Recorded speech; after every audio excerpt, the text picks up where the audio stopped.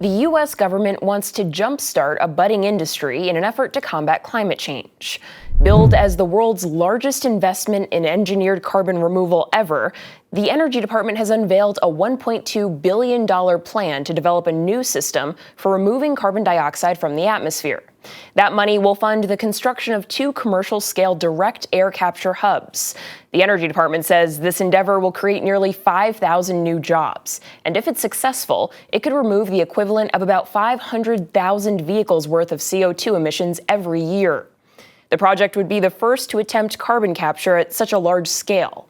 Carbon removal infrastructure is still a relatively new concept, and climate scientists believe it could play a significant role in reaching the UN's global warming targets.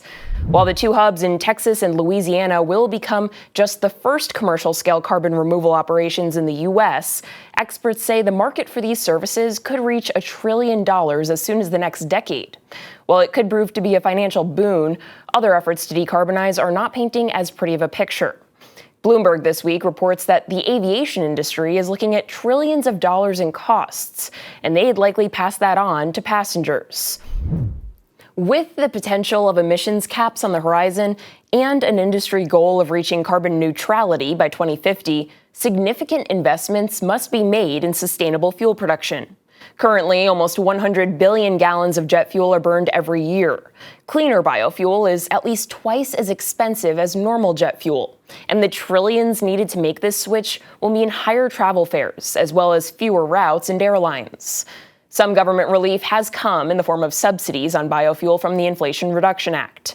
Airline executives have praised the help, but say it won't be enough to stave off increased costs for travelers. Some airlines have already raised their surcharges that were put in place to help pay for greener fuel.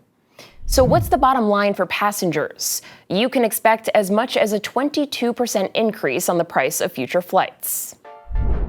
What sets Straight Arrow News apart from the other guys? Well, for one, we're on a mission to serve you, not an agenda. So for factual, trustworthy reporting, head to straightarrownews.com.